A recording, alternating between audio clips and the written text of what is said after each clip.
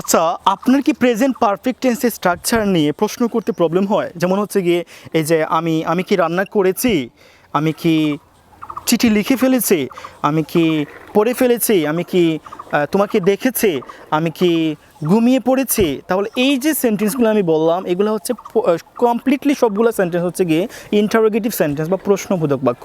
তাহলে এইরকম সেন্টেন্স যদি আমি বলতে চাই বা আমরা বলতে চাই ইংরেজিতে, তাহলে কোন সেন্টেন্স বা কোন স্ট্রাকচার অ্যাপ্লাই করবো আমরা? তাহলে আমরা একটু স্ট্রাকচারগুলো দেখে ফেলি। স্ট্রাকচার হচ্ছে গিয়ে আমরা প্রেজেন্ট পারফেক্ট টেন্সের যে স্ট্রাকচার রয়েছে সেটা অ্যাপ্লাই করবো। যেমন হচ্ছে গিয়ে প্রেজেন্ট পারফেক্ট টেন্সের স্ট্রাকচার কোনগুলো? সাবজেক্ট, তারপর হচ্ছে হ্যাভ ও হ্যাজ, দেন হচ্ছে গিয়ে ভার্বের V3 ফর্ম। তাহলে আমি যদি ফর এক্সাম্পল যদি বলি যে আমি ঘুমিয়েছি, আমি কি ঘুমিয়েছি, তাহলে আমি কি ঘুমিয়েছি এটা কি হবে? Have I slept, have I slept. আচ্ছা, ওকে। দেন আমি যদি আরেকটা সেন্টেন্স বলি আমি কি চিঠি লিখেছি, তাহলে দেখো প্রত্যেকটা সেন্টেন্সে কিন্তু কি আসছে, মানে হচ্ছে প্রশ্নবোধক, আমি প্রশ্ন করতেছি। তাহলে এগুলা যদি আমরা একটু প্রশ্ন ছাড়া যদি আমরা বলি যে আমি এক চিঠি লিখেছি, তাহলে এটা হবে কি? I have written a letter. ওকে।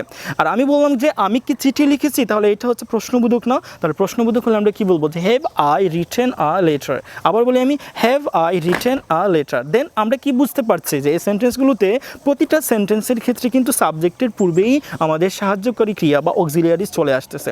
তাহলে আমরা সবাই জানি যে খুব কমন বিষয় হচ্ছে গিয়ে প্রশ্নবোধক বাক্য তৈরি করতে হলে আমাকে ফার্স্ট অফ অল সাবজেক্টের পূর্বেই কি ইউজ করতে হবে? অক্সিলিয়ারিজ ইউজ করতে হয়। তাহলে আমাদের প্রেজেন্ট পারফেক্ট টেন্সে অক্সিলিয়ারিজ কোনগুলো? Have, has. তাহলে আমরা সাবজেক্টের প্রতিটা সাবজেক্টের বেলায় সাবজেক্টের পূর্বেই আমরা যদি হ্যাভ অথবা has according to the subject ওটা ব্যবহার করে ফেলি, তাহলেই কিন্তু আমাদের প্রশ্নবোধক বাক্য তৈরি করা হয়ে যায়। তাহলে আমি আরেকটা এক্সাম্পল দিয়ে দিই, তাহলে আপনারা খুব ভালোভাবে বুঝতে পারবেন। সেটা হচ্ছে গিয়ে যে সে আমাকে গালি দিয়েছে। ওকে।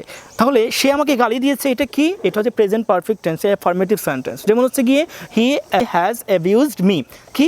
He has abused me. এখন আমি যদি এটাকে বলি যে সে কি আমাকে গালি দিয়েছে, তাহলে এটা কি হবে?